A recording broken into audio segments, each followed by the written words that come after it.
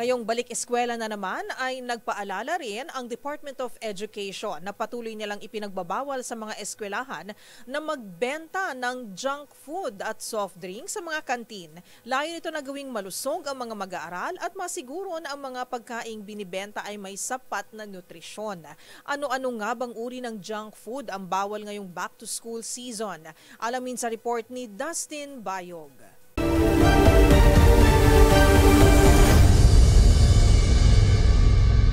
Ngayong back-to-school season na naman ay may naisip na bang pambaon na magulang para sa inyong mga anak?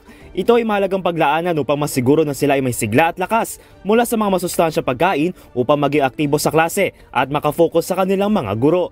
Kaugnay nito ay pinapaalala rin ng Department of Education na DepEd ang pagbabawal sa mga eskwelahan na magbenta ng mga junk foods at soft drinks para sa mga mag-aaral. Ito ay alinsunod sa DepEd Order No. 13 kung saan sakop ang lahat ng pampublikong paaralan sa bansa upang may promote ang healthy living sa mga estudyante.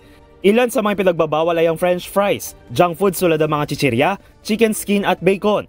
Bawal din ang ilang matatamis tulad ng soft drinks, sports water, caffeinated drinks, ice cream, cake, donut at canned fruits na may heavy syrup.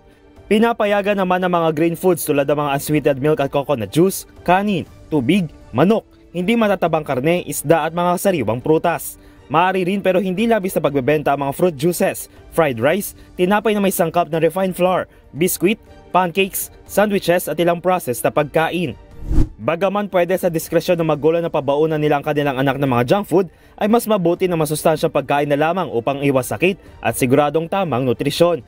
Samantala nakalagay sa penalty clause na ang sinumang eskwelahan ng lumabag dito ay maaaring marap sa parusang nakabatay sa DepEd Order No. 49 Series of 2006 na may kaugnayan sa mga hakbang laban sa mga kasong administratibo.